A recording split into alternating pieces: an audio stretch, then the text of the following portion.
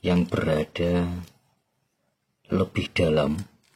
Ini sepertinya lubang ini jika dikeruk-keruk gini, dan di bagian sini ini tampak jelas sekali yang hitamnya mengkilat. Kelor itu bisa berupa benda asing. Assalamualaikum warahmatullahi wabarakatuh. Jumpa lagi bersama saya kembali mengulas tentang fosil kali kelor yang hasil dari melekan saya malam Jumat Kliwon kemarin lusa ya. Dan kemarin semalaman saya itu membersihkan fosil gali kelor tersebut dari tanah-tanah atau dari pasir-pasir yang masih menyelip di bagian lubang-lubang kecil atau sela-sela kecil pada bagian fosilnya.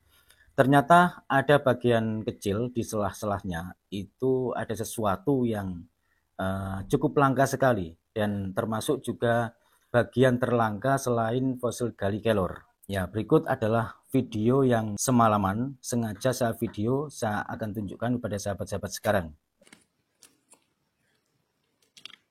Nah, ini mengkilat kecil ini disebut les, bukan termasuk bagian gali kelornya yang berada lebih dalam. Ini sepertinya lubang ini jika dikeruk-keruk gini, ini termasuk tanah yang memasuki lubang fosil gali kelor ini, dan di bagian sini ini tampak jelas sekali yang hitamnya mengkilat ini seperti hitam metalik. Ini namanya les kelor, yaitu termasuk apa ya, kalau disebutkan itu benda lain yang masuk ke dalam fosil gali kelor hingga menjadi satu, entah itu akar dari pohon lain ataupun tanah yang menyatu di bagian-bagian tertentu pada fosil gali kelor, disebut dengan les kelor gitu. Jadi antara fosil gali kelor dengan les kelor berbeda. Yang bagian sini ini keseluruhan semuanya ini fosil gali kelor, tapi yang ada kecil hitam metalik mengkilap ini tampak jelas ya, tampak jelas sekali. Ini ada yang mengkilap, ini disebut les kelor. Les kelor itu bisa berawal dari apa saja, termasuk kayu lain atau mungkin akar lain yang menjulur ke akar kelor sehingga menyatu, lama-kelamaan menjadi satu sampai membatu di usia ratusan tahun, disebut les kelor.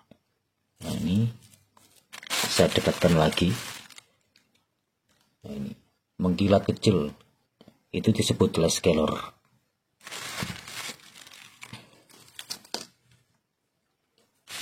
Bagian lainnya tidak ada les kelornya. Biasanya ada les kelor yang ketemu agak sedikit besar, bahkan mengkristal, itu juga ada. Ini cuman kecil, hanya sebesar kerikil. Hitamnya hitam mengkilat. Nah, jelas kan?